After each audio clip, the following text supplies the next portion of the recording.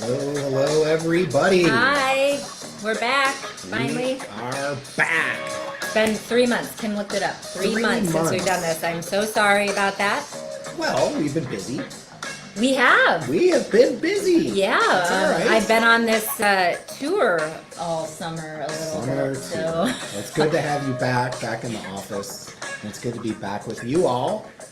Whether this is live, you're watching us live, if you're watching this taped, the dynamic duo is back. So good to be with you, Dr. Dan Nitis. Dr. Jessica Hutchins. Hi, everyone. 216-965-9303 is our phone number. 216-965-9303. Functional medicine, medical cannabis, IVs, sauna, however we can help you achieve all of your health goals, we are here to serve. So good to be with He does you. not say that at home.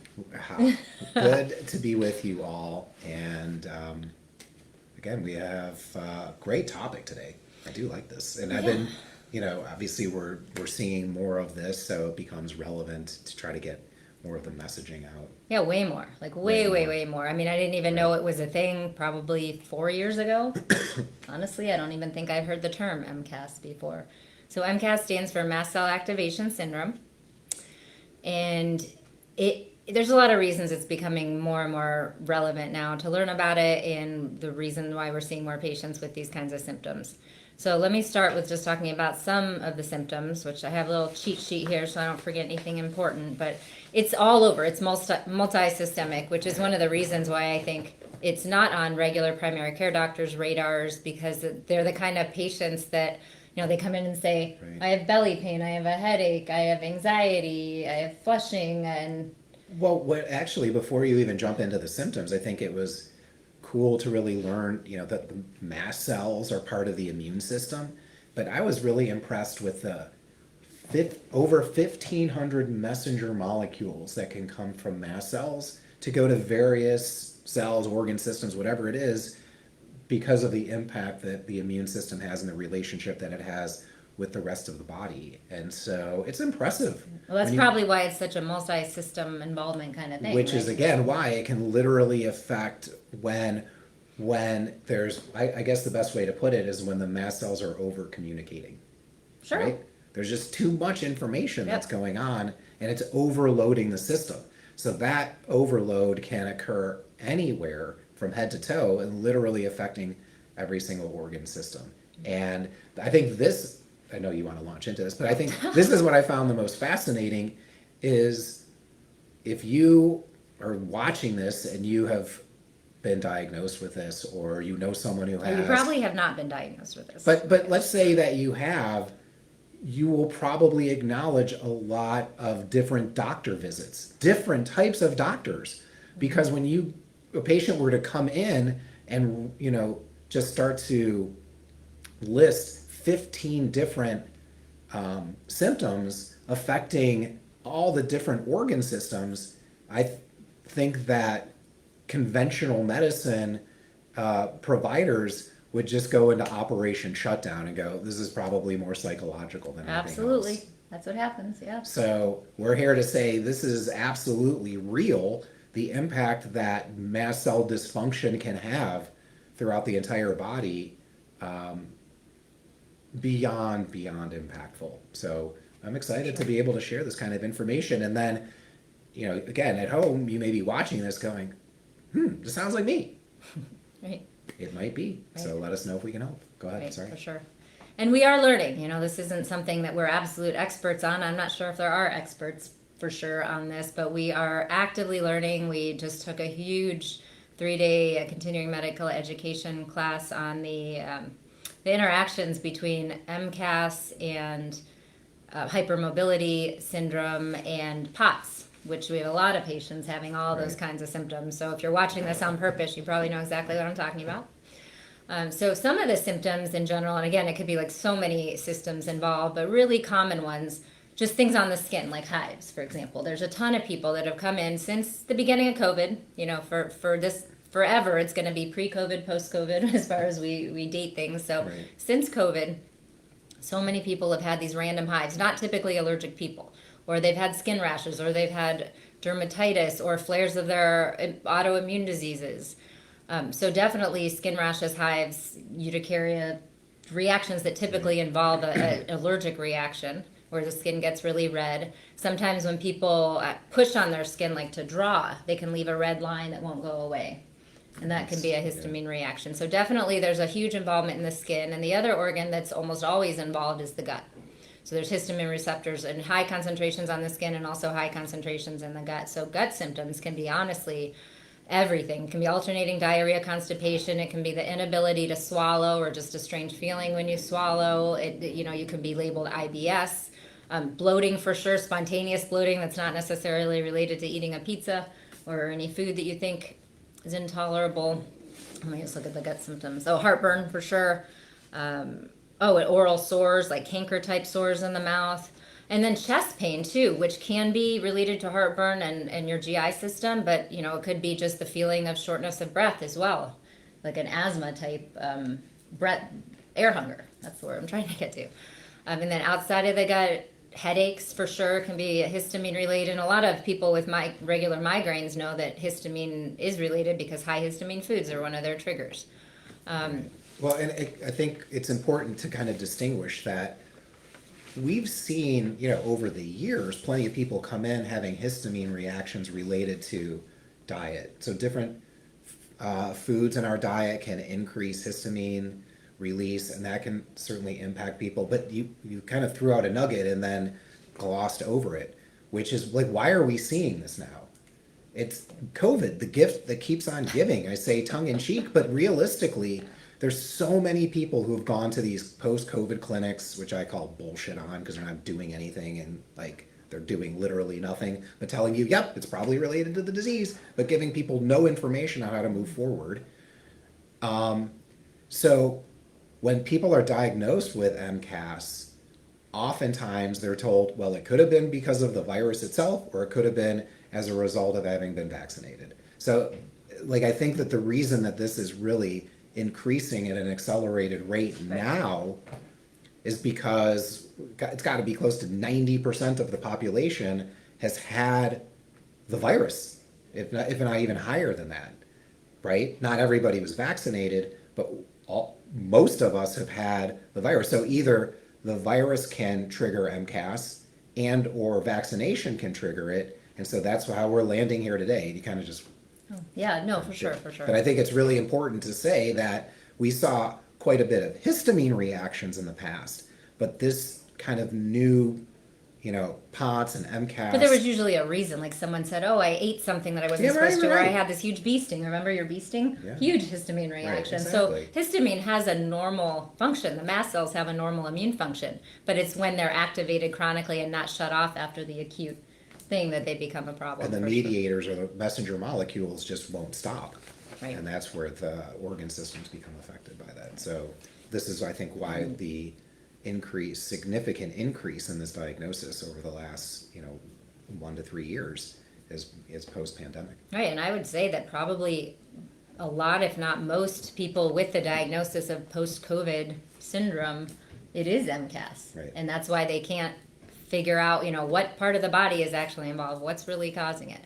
So let me put my tinfoil hat on for a second and say just that also at the beginning of COVID, all the 5G towers kind of came up in mass quantities, and that's a known trigger for histamine release and mast cell instability too. So combine all of the increase in radiation and EMFs with the vaccine or having COVID, and I think that's kind of the perfect storm.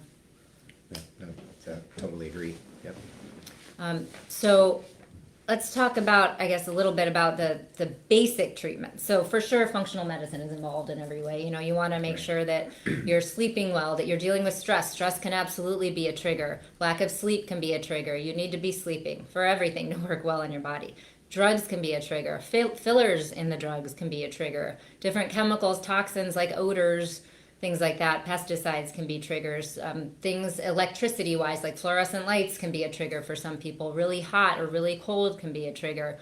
Hormones can be a trigger. Some people can feel worse during certain times of the month, and they can't figure out why that is. They're thinking it's a primary hormone problem, but hormones are just one of the triggers.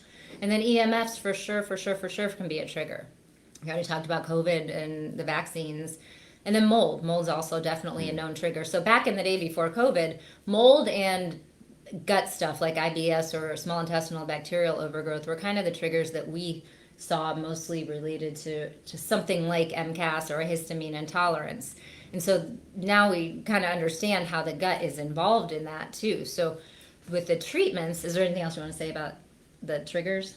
Then I can talk about the basics. No, and but I think treatments. it piggybacks on, for the people who have been to post-COVID clinics or are involved in one now, how many of you have been referred to 15 different specialists? It's like you go to a COVID clinic and then it's like for every symptom you have, well, you need to see ENT, you need to see a gastroenterologist, you need pulmonary for that, you need a cardiologist. Right. What I would say is take a time out if you're in the middle of this and find providers who can help you get to root cause, because that's really what you need to do.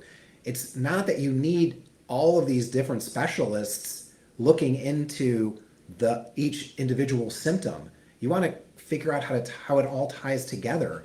It's one system that is, being impacted, and this running from doctor to doctor is honestly a waste of time and resources. And so here's an opportunity to really figure out the root of the problem and start working on that, as opposed to just quieting individual symptoms down like whack-a-mole. Right, and then something works for a little while, and then something else comes up and triggers it, and then people get so frustrated and they can't figure it out. And honestly, I've seen it actually make people feel a little bit crazy, and that's hard to kind of recover from. Right. So, besides the mainstays of all the functional medicine and really treating dysbiosis in the gut, which I think is hugely important, it's hugely impactful. Maybe not overnight, but of course, of a couple months, it makes a huge difference treating dysbiosis and SIBO and things like that, and yeast and mold. But you want to do something specifically with the mast cells. And hopefully it'll just be short term. Hopefully 10 years from now you won't still need to deal with the mast cell issues. But that's what's causing most of these symptoms in people, is actually the histamine going to all these different organs and receptors and all over your body, just stimulating things. So you want to block the receptors, and then you want to stabilize the mast cells. And so blocking the receptors are things like H1 and H2 blockers. H1 blockers are more like Zyrtec, Allegra, Claritin, like traditional allergy medicines. H2 blockers are more like the Pepcids and Zantacs, the antacids. And you do have to be a little careful with that, because you don't want to decrease your ability to digest things, because that can lead to a whole host of different problems. Right. But those often give a lot of symptom relief, even something like Benadryl, honestly. And then vitamin C and vitamin D also block the receptors. And then to stabilize, there's a ton of herbal things and functional medicine things. Quercetin, I think you guys probably all know about quercetin by now, but that's in all of the supplements that we have related to mast cells or histamine blocking. Turmeric, ginger, omega-3s, luteolin, and cromolyn. And then something called low-dose naltrexone, or LDN, can be a really potent mast cell stabilizer with very minimal side effects in a lot of people. It doesn't work for everybody, but when it works, people really find a lot of relief with that. And then you can also block histamine absorption from foods. You might want to look up low histamine diets. And if you take diamine oxidase, I think I'm saying that right, it's a histamine degrader in the gut. So if you're eating high histamine foods and you take this enzyme to help break it down, then that's going to take care of the sources of histamine from the foods itself. It's not going to do anything with the mast cells in your skin, let's say, that are producing histamine, but it's absolutely going to decrease the histamine, like it's going to block the histamine from really being a problem just from the food you eat. Because if you look up a list of high histamine foods, it's a lot of stuff that might even be healthy. So it's pretty hard to have I think it's impossible to have a histamine-free diet, I would say. So those are the mainstays of the treatments. And again, functional medicine, foundation, treat your gut, treat your stress too. If you're in that fight or flight nervous system mode, which most people are going to be after going to 50 million doctors and not getting any answers, right? If that's not addressed, nothing's going to heal right. So you have to take that part of it and sometimes just deal with that on your own, whether you want to do yoga or meditation, or there's some programs online that can help you just rewire your limbic system and get out of fight or flight. And grounding too, that's a great one. Drinking plenty of water, but it's complicated, but when you really understand that at its root it's the mast cell instability and the histamine release from it, then it starts making a whole lot more sense. Like, don't you think after the conference it made so much more sense than before? Absolutely. Too? Yeah. But also navigating a path forward and having a plan where you can help people really figure out at the root what's driving it, and then make those necessary changes. Right. and you can see dramatic improvement. Hi, Heather. Thanks for commenting. Yeah. I'm glad we went to the conference too. Well, anything else about that? Because I have something I wanted to mention for a No, minute I think after that's that. good. Nope. So this is a non-doctor minute here, but there's a lot of energies going on in this world right now. Energies that are creating different weather changes, creating different anxiety in people, pain, insomnia. A lot of people just feel like they're not handling their stress well, and it is physical energy that's contributing to a lot of this. So there's just some simple tips that I just wanted to share in case you guys feel like you are out of control right now. So the first is ground. You all know about grounding. Ground any way you can, whether it's something you buy, a grounding mat, a grounding sheet. I am always in favor of just standing on the ground without shoes on. That's free. It doesn't have any side effects. You can do it as much as you want, and that's the best way for sure.